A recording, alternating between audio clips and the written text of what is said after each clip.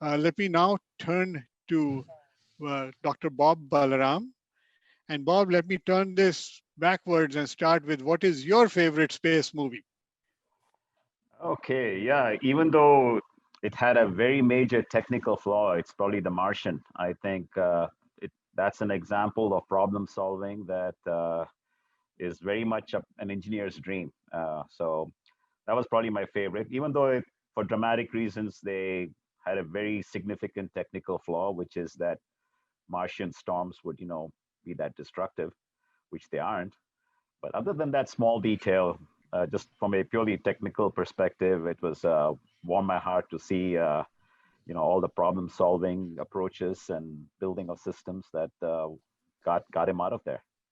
And Bob, I would just make a quick comment because I've talked to Andy Weir, who's the author, and he knew that the storm could not do that, but he said I had to have a plot device that would start the problem. So that's what I used, even though I knew the atmosphere would never topple the rocket. So right, and I think that he didn't get it right. Yes, and every movie I think is allowed one, free pass on something like that in order to. So as long as it's not so many that you sort of say this is not real. So they picked that one, but everything else after that was so well done for me, and it's an engineer's movie, and it was also a very good movie otherwise too. Yeah, so I can imagine 10 years from now, because it takes Hollywood 10 years to make a good movie of this kind, that we will see a movie that talks about a flight to Mars, and Bob will be piloting a helicopter that goes from, takes off from JPL and lands on Mars. I've already seen some flow of information on this Pan IIT thread that's talking about a helicopter that's already flying to Mars. So let's set that straight a little bit. The helicopter is indeed on its way to Mars, but it's not flying to Mars. It's attached to the belly of the spacecraft and will actually be dropped on the planet sometime in February.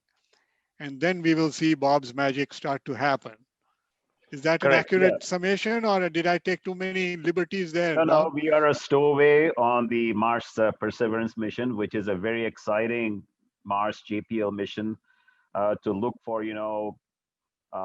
evidence of life and collect samples for eventual return. And out of that very large flagship mission that NASA is flying, they have been kind enough to let us stow away as a technology demonstration. Right. And they're going to give us 30 precious days on their calendar to allow us to do our technology experiment on Mars.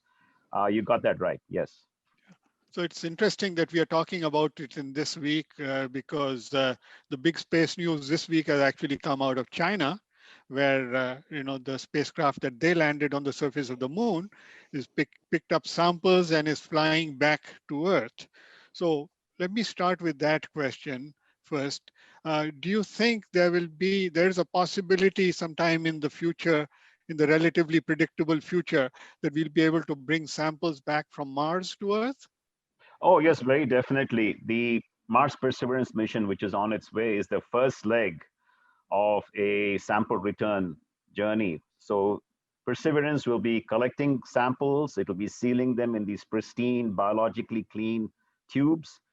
And then a future mission called the Sample Return Mission. It doesn't have a fancy name yet. Yeah. So that will go and collect all the samples from the surface, put them on a Mars ascent vehicle, send them into orbit for rendezvous with a carrier spacecraft, and then that carrier spacecraft will return. And you will be able to do with those samples back here on Earth with your very sophisticated laboratory equipment. Even though Perseverance and all the rovers have had good science instruments, nothing compares to the buildings and buildings of fancy, good high-tech equipment that you can do science with here back on Earth. And those samples will be invaluable in really understanding, what the conditions on Mars were as far as life and the possibility of that it was somewhere else in the solar system. So it's all exciting and all coming up ahead, and it's just the first leg. Okay, so let's delve into the helicopter a little bit further. You're the chief engineer on the project, and how many team members do you have that have worked on this with you? Oh, I think at the peak level, we were probably had about 60 or 70 people, full-time equivalents, when we were right in the major build phases. Mhm. Right now, our operations team is probably down to more like about 10 that'll actually are getting ready to develop all the command sequences and do all the rehearsals and practice all the particulars that we will be doing during those 30 days. Yes, so it's been anywhere from peak of about 60 to 10. But the, when I say 60, you should also remember that many of those people were part-time. So we have had various people in all sorts of technical disciplines, not only at the JPL, but we had significant participation from the other NASA centers and from industry that were all involved in building this vehicle. Okay, okay, great. So tell us a little bit about the challenge of designing a helicopter that will fly in an atmosphere that's just 1% of the density of Earth. Um, and let's start with the speed. I mean, are the rotors running similar to what you might see here on Earth? No, they actually spin much faster. Really, you have to move the air in order to get that thrust and lift going. So the way we do it is we spin the blades very fast, but there is a limit to that. We don't want to get close to the speed of sound at the tip blades because that starts affecting the aerodynamics in more unpredictable ways. So we have a relatively conservative posture on the blade tip speeds. We go to about Mach 0.7, 7/10 the speed of sound. But that still means that our 1.2 meter diameter blade spins at about 2400 RPM in order to, that's 40 times a second, in order to bite into the Martian air and generate that lift. So that's been sort of the dominant challenge, but there have been other engineering challenges. First of all, in order to fly, you want to make this thing as light as possible, because otherwise you just won't be able to take off. But at the same time, this very lightweight, almost gossamer-like aircraft has to survive all the rigors of getting to Mars. So it has to be a spacecraft too. It has to survive launch loads, launch vibrations. It has to survive the vacuum of space, the radiation environment of space. Mars gets extremely cold. We expect to get to minus 90 degrees centigrade at night. So you have the challenge of not only building a first of a kind aircraft that would enable powered flight, but it also has to be a very durable spacecraft that can get there and function. So there's two aspects to this challenge that are quite unusual. Got it. Okay. So the speed limit of the tip of the rotor at 0.7 Mach, that kind of sets an upper limit to how heavy your helicopter can be, Correct. essentially, right? Yes, we had a certain limited amount of space that was available on Perseverance to allow us to conduct this technology experiment. So that basically set the blade diameter. So you look at the blade diameter and you see how much air can move through that swept volume of those blades, and then Right. you have this constraint on the tip speed, and essentially end up knowing that you can't be more than about 2 kilograms because you want to preserve enough thrust margin and so forth. And we ended up at 1.8 kilograms, not 1.8 tons or 2.5 tons like NISAR, but 1.8 kilograms. Okay. So what can you do with 1.8 kilograms on Mars? You put a camera on it, I guess. Well, primarily, this is a technology demonstration that is returning engineering data. We have done all the simulations, all the testing here in Earth chambers to prove that this would work. And we are fairly confident that we've got all that right. But the real proof is to actually go to Mars and fly. And it's very similar to the little Sojourner rover that in the 1990s demonstrated that roving was a good idea, a good feasible idea, and that paved the way for the spirit and opportunity and curiosity and now perseverance. So the whole focus is on returning engineering data. How well did the aerodynamic systems, the rotors perform? How well did the navigation perform? And so just look essentially to validate the design. And once we have that in hand, we can then go about designing larger, more science-oriented, helicopters for Mars. Ingenuity, which is the name of this little helicopter, is only equipped with a small color camera, very much like what you have on your cell phone. And that's just so that we can return some images, which will be kind of cool. but there is no science in it, in no science objectives. It's all related to getting an engineering performance evaluation of the system. Okay, and let's talk a little bit about how this aircraft will fly. So the drones that we operate on Earth, the unmanned vehicles, can typically be controlled by a pilot or an operator of some kind, sitting at some base, somewhere on Earth.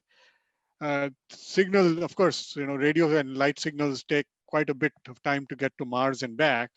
So is the rover controlling the device or software controlling it? Just tell us a little bit about how this will operate. Yes. So the helicopter itself is designed to be fully autonomous.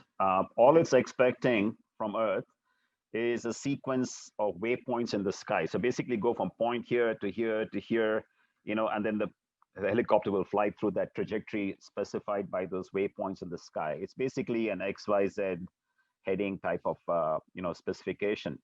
So the way we get those commands to the helicopter is we have a base station unit that's hosted on the rover, which serves as a relay between the commands that are generated on Earth by our operations team. They get radiated by the deep space network to the Mars orbiters typically, and then the Mars orbiters will downlink those commands into the Perseverance rover.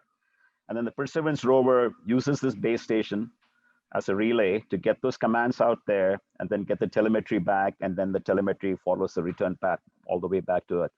So as far as the rover is concerned, we just look like yet another science instrument.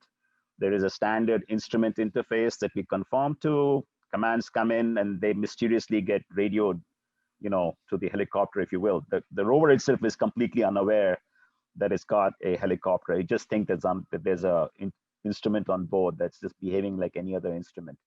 And we have a radio link, obviously, between the space station that stays fixed on the rover and the helicopter itself. And that actually completes that last leg of that telecommunications.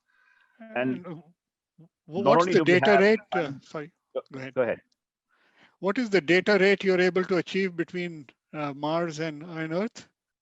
Oh, it's a few hundred megabits per day is probably the limit. It really depends on the orbiter passes and what. A lot of the data will also be taken over by other engineering functions on the rover. But during this 30 days, so we expect to get most of the available bandwidth, and it's in the order of many hundreds of megabits per day. Got it. Okay.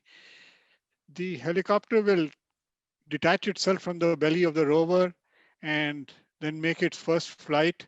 How is it powered? Is it using solar panels, or do you have a nuclear battery on it, or? Right. So on the way to Mars, we are actually depending on the rover itself to provide us the electrical charge and the electrical to keep our batteries topped up. So we actually have an umbilical line that comes right into the helicopter. And in fact, we have every 2 weeks or so, we just top up the battery a little bit.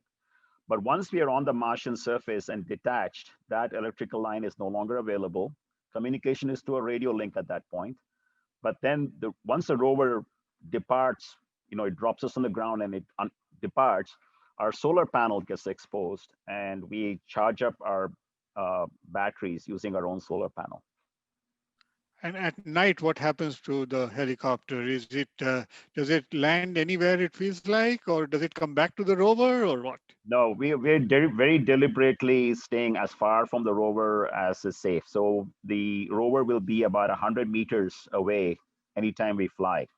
And so we have a plan to designate a certain airfield, if you will, on Mars, that this being a technology demonstration, we want to make sure that we have a very safe area to take off and land.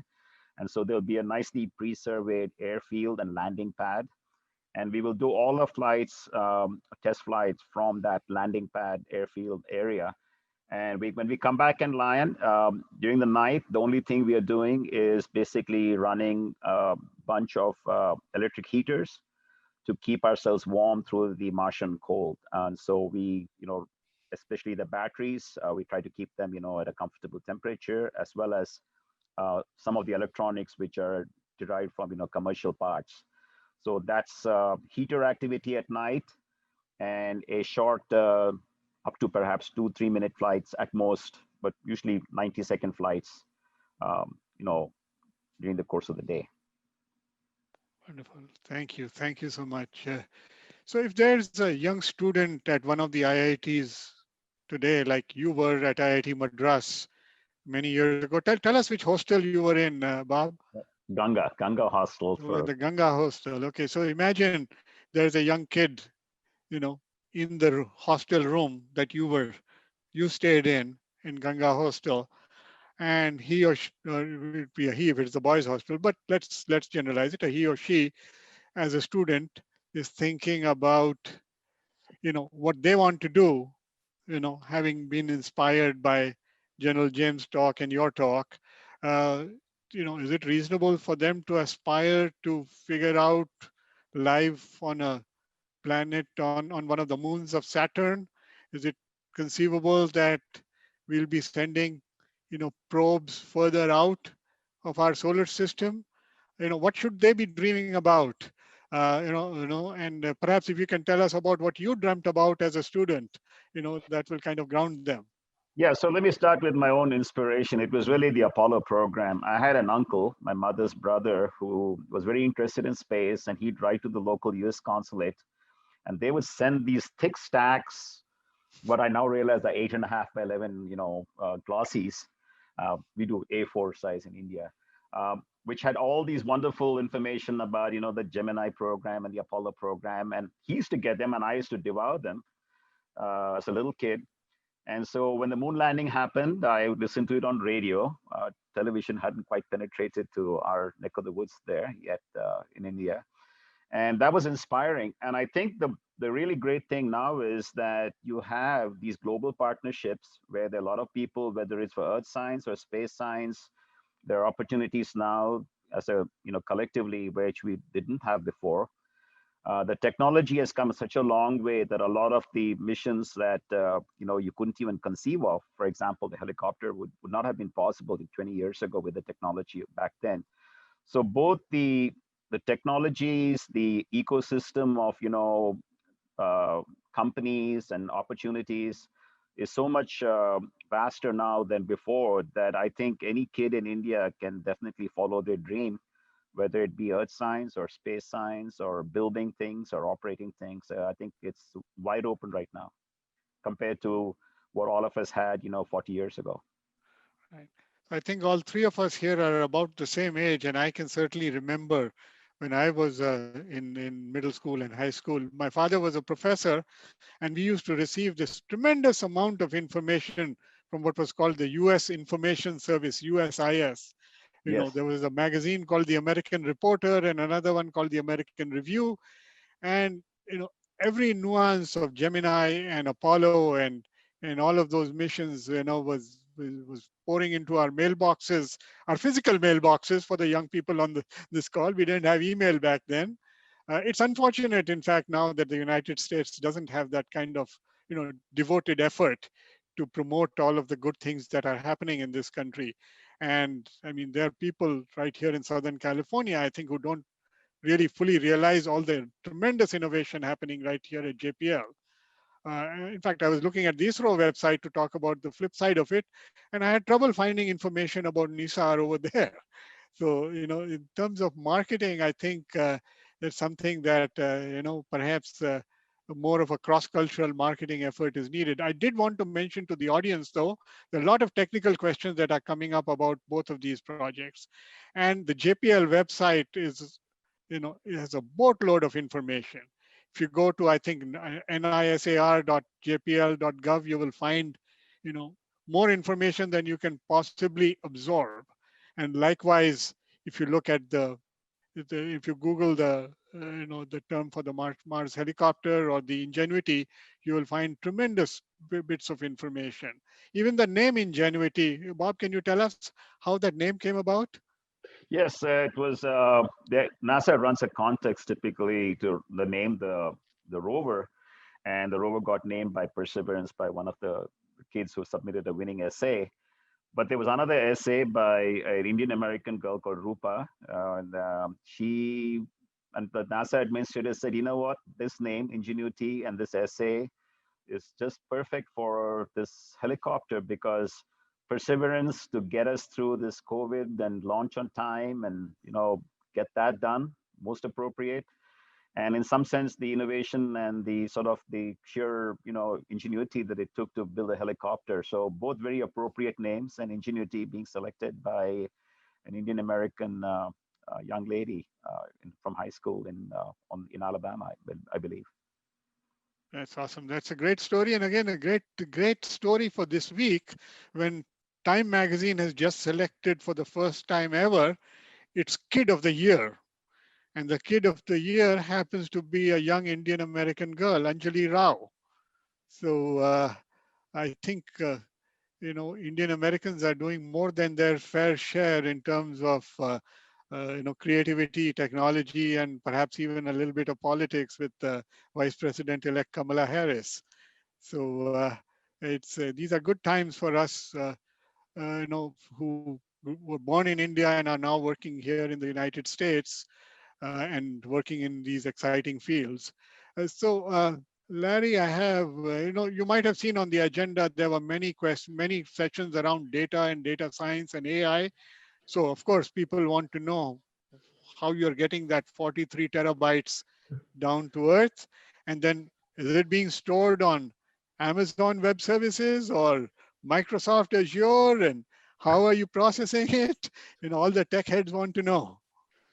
Yeah, well, first we get it down primarily by Ka band link, so pretty high data rate coming down on Ka band. And then we are using cloud services. I won't, specify which ones, but this is really the first large scale data mission that we're using cloud services to manage all of this. So absolutely. And, in many ways, I have a mantra that I say, it's all about the data. If we don't get any of this data back from our missions, no matter how well we construct the spacecraft, then they're worthless. So you've got to get the data back, and ultimately you want to do science and discovery with that data. So we're very much focused on managing large data, applying analytics, applying AI, applying machine learning. We've got multiple areas across the lab that are focused on that. Yesterday, we had the CEO of IBM, Arvind Krishna, who also happens to be a graduate of the Indian Institute of Technology at Kanpur. And he talked about how both AI and quantum computing are going to play a major role in the transformation of society within the next 10 years. Quantum computing as well is not something out there 20, 25 years out in the future.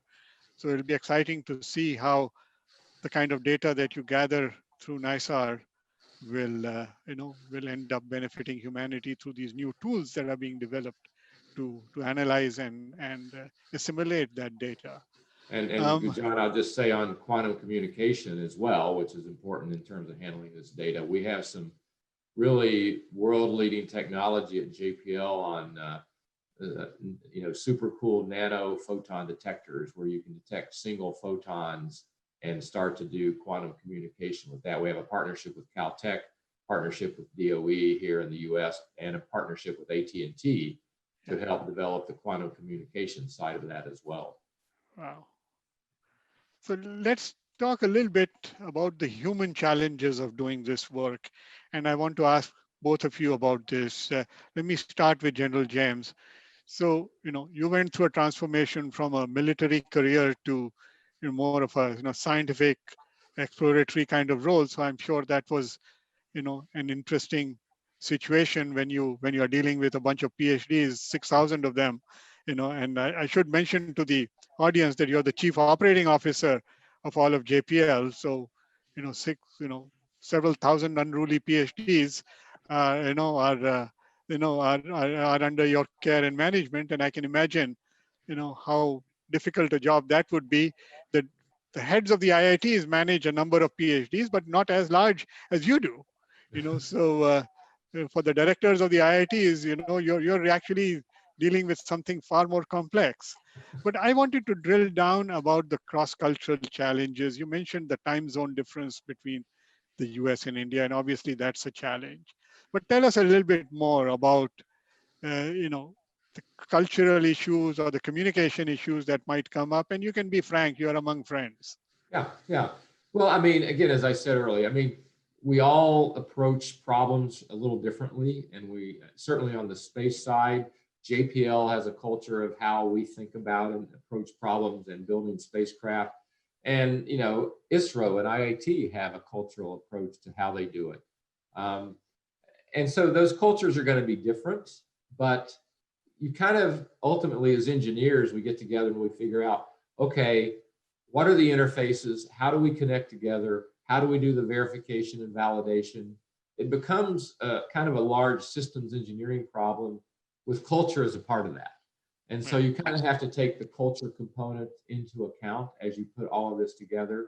But at least from a JPL's perspective, and I know from ISRO's perspective, I mean, you've got many, many international partnerships, just as JPL does. So it's not unique in terms of the process. It's just now we have to understand the culture and how X, Y, and Z does business here. How do you do verification and validation? How do you validate the interfaces? Oh, that's different than how we do it. Let's talk about how we write something down that brings those together successfully. So we've been very successful at that. I think our teams are, it takes time. It takes face-to-face meetings, really does. So our folks have traveled over there, your folks have traveled over here. But over time that gets built, confidence gets built, understanding gets built, and you press on. And now that we've done it, the next time around will be much easier. Yes, absolutely. Yeah. So are there learnings there that you would share with other initiatives, maybe at other NASA labs or other government agencies? The future we see here in the next 10 years is that the US and India are going to be collaborating much more closely together. Certainly on the military front, relating to the threat posed by China, that both the US and India are recognizing, and the strategic collaboration. The State Department and the US Department of Defense now refer to that region as the Indo-Pacific region. They don't no longer say, Asia Pacific. They've specifically added the word India, and that I think is a deliberate decision by DOD as well as the Department of State. And I fully expect President-elect Biden to take up that terminology and take it forward. So are there lessons that you would, if you were talking to somebody at state or at defense, and we're going to be working a lot more with the Indians, what are the top 1 or 2 tips that you might share with them? Yeah. Well, again, first let me say that NASA has an Office of Interagency International Relations, OIIR, and I feed back into them whenever I'm in India. I'll write up a trip report and say, here's how we did things, here's what happened, and that gets kind of captured and promulgated throughout NASA as required. So that's a good point in terms of making sure that the word gets out within NASA. But I think just like any international relationship, if I was to talk to my friends in the DoD, and frankly, when I was in the Department of Defense, I was trying to build relationships with India, but it was a little harder back then. This was the early 2000s and time frame and mid 2000s. Yeah. So it just was not as easy. Sure. But number one is patience. You just have to recognize that it takes time to build the relationship and to build the trust. And number two, recognize that there will always be a different approach in terms of how you do things. Sure. I think we're amazed at how quickly ISRO builds a satellite bus. You just have a great process, and I've been in all of your facilities over there, and frankly, they're a lot better than ours in many ways because ours are much older. You have a very nice flow of your equipment through the test facilities. We have to move our equipment all over the lab because they kind of grew up over the years and they weren't really designed to flow well. Right. So those are the types of things that you just have to make sure as you go into a relationship, patience, build relationships, recognize that the processes will be different, but then you figure out how to work together. Thank you. And Bob, same question to you. You've worked with a team of 60 people on the ground at JPL. Many of them come from, different nationalities and cultures, and I'm sure from different disciplines because of the amazing complexity of this project. So when you have a material scientist arguing with a, fluid mechanics expert, and they both know more about that subject than anybody else, on the planet, and they're both right, how do you deal with that as a chief engineer? Yeah, so one thing I must give credit to my IIT training. I know what I know and I know what I don't know. And that is a very important thing to have in your head. So specific to, putting together something like Ingenuity was having a very clearly defined goal does wonders for focusing the mind. Having a very clearly defined goal that has a very definite deadline, we got to get on perseverance, otherwise you're not going to get this thing done. That also Yeah. wonderfully focuses the mind. Mhm. And I think it does the same thing for the team. So I think that was the two key enablers, that we had a very clear objective and we had a very clear timeline. And then, yes, it was a very adventurous path with many a twist and turn and many test failure and, success. But having that kind of focus, I think, lets people, regardless of, their differences and their differences in practices and cultures and styles and all of that, it allows everybody to move ahead to that common goal in a time frame that's not too long, because sometimes having a too long a time frame tends to, dissipate energy. So I think those were key elements, I think, that helped us get to where we are right now. Right, right. So one thing I just wanted to highlight that you mentioned in your conversation was the deep space network. So this is, if I understand correctly, a set of satellite communication ground-based devices all across the globe that are run by NASA, right? Correct. And the deep space network, for those listening in from India, was a key component of the success of India's Mangalyaan mission. When India launched the probe to Mars, there was a lot of pride in India about how this was, a dramatic success, which it was. But Indian media really did not report very much that the mission wouldn't have gone too far without the support of the deep space network, because once the device left the region of the Earth, the only way for it to get to know where it was through NASA's deep space network.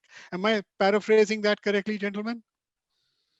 Yes, absolutely. I mean, we had a long-term agreement with ISRO to support that mission. And as you said, in general, once you get past geosynchronous orbit beyond the moon, the Deep Space Network is the only globally covered network out there. We have sites in the Mojave Desert in California, Canberra, Australia, and Madrid, Spain. So you essentially get that 360 degrees of coverage, so you can talk to your spacecraft anytime you need to. And so, yes, we had an agreement with ISRO to support that, both for communication and navigation. Just like, we're supporting our current Perseverance mission on the way to Mars. It was doing the same thing for ISRO. And I can't remember if ISRO has a site in India that could communicate with Mom, but at least with the DSN, you had the full Earth coverage that allowed the mission to operate. Got it. Well, there's a question here from my classmate from Kanpur, Christopher Flores, and he wants to know uh, whether either of you see a role for manned missions to Mars, or is unmanned the way to go for economic and political reasons? And we know what Elon Musk's answer to that is. We'd like to know your answer. So what we are doing, opens up that aerial dimension to Mars in terms of exploration, but we don't anticipate that you'll ever have large helicopters in Mars. The largest we consider is maybe in the 20 to 30 kilogram range is probably what's reasonable, just given size and other issues. So we could be a good adjunct to any human exploration if and when it happens, but we're not directly in that, business of flying somebody around Mars. But Gunjan, I will say that NASA does have the Moon to Mars program, right? So the first component of that is the Artemis program, getting astronauts to the moon, understanding how we do that efficiently and well. And then there's already work going on with respect to the biological nature of how do you get astronauts safely to Mars in a radiation environment and those sorts of things that we have to think about when you have humans on board. So NASA has a goal right now, broadly speaking, of getting humans to Mars in the early 30s, early 2030s. That could be getting to Mars and just orbiting on the first mission, then subsequent missions land. So that is absolutely a part of the strategy of NASA itself. And as Bob said, we're not in the human side of the business per se, but we provide a lot of support. We do a lot of the precursor missions. You go back to Apollo, JPL landed the surveyors, built and landed the surveyors on the moon to understand the environment before we send astronauts there. Now we've done the same thing with Mars, so they can understand what it's like when the astronauts get there. So we do a lot of the precursor work that allow the humans to go forward. General James, is there something else you would like the audience to know that we haven't covered yet? There's so much material we had discussed, so I want to be sure that we didn't miss out anything that you consider important. No, I think we've covered everything, but I would just say that we value the ISRO partnership very, very highly. It has been very successful, and as I said, allowing us to conduct the NISAR development and ultimately operate the mission. And we truly do look forward to many future endeavors. I didn't talk about airborne missions that we've flown together with, visual and IR sensors over India and over the US. I mean, there's a lot of things going on beneath the surface, if you will, but it's a highly valued relationship. Frankly, India and the US are two of the key spacefaring nations, especially democratic nations, and we want to see that future continue to grow. Awesome, awesome. Bob, anything that you'd like to share that, any highlights that we didn't get to? Oh, we haven't shown a picture of the helicopter. Let me do that. Yeah, very important. Sorry. So while you bring that up, Kunjan, I just wanted to say that, yes, we are landing in February, and approximately 2 months after landing, when the rover is fully commissioned, they will find a spot and drop us off, and then we should have a very exciting 30 days. So please come back in the summertime and see what we're up to. Yeah, great. So when the landing happens, when the rover lands, that's in February, right? Yes, February 18th, I believe. Okay. At that point, the Ingenuity will just stay at the bottom of in the belly of the rover, and what will it be doing? Will it be warming up or? No, it's basically the first so many weeks is getting all the rover systems. The rover at that point has to transition from having been an interplanetary spacecraft to a on-surface mobility system. So there's new software loads and checking and commissioning and checkout of various, just driving, cameras, the whole thing. So once they get everything out of, fully commissioned, they will start driving and find us a landing pad, airfield area. Then they will drop us off from the bottom of the rover, go to a good standoff distance, like I mentioned, and then we'll start our experiment. Okay. Is there any particular slide you want me to focus on here? No, I think that's a good picture of that's the artist's conception. And if you go to the next one, that's the actual unit that's on its way to Mars right now. That's the actual unit. Wow. Oh, I understand what you mean by gossamer thin. Yeah. Wow. Amazing. So these are carbon fiber blades? Yes, and carbon fiber blades, and there's the solar panel on the top, and right in the middle of the solar panel, you can see a little antenna sticking out. Yeah, this one. Yeah, these are counter-rotating blades, so that basically torque canceled, and just at each of the blades has a propulsion motor and servo motors that control the blade pitch. And below the blade's rotor system, you have a fuselage box, which is basically where the batteries and the electronics are. And down below on the bottom of the box, you actually have viewports for laser altimeter and camera to look at the ground. And then you have the 4 landing legs. So that is the way it's all set up. And we're all folded up and tucked in under the rover right now. But there will be a unfold and deployment operation, after about 2 months. And that's when we get deposited on the surface. And at that point, we should look like the earlier picture that you showed, where that's what it should look like on Mars.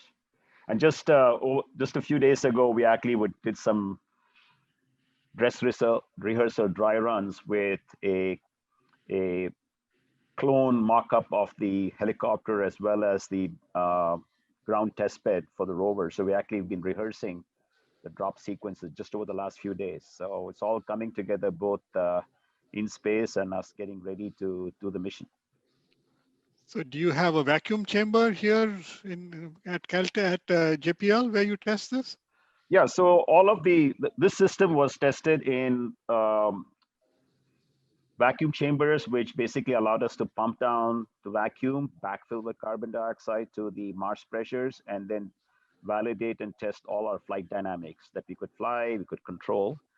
We also had other chambers that we took this into where we subjected it to cold temperatures and vibration and shock testing. And then we also did a bunch of integrated testing where the rover folks with us on board with the final flight units of everybody went through a week-long campaign of what the surface mission would look like. And we were deposited at Mars temperatures onto the surface of the chamber. So everything's been tested in some other test facilities. And now it's time to test in the real environment. Okay, great.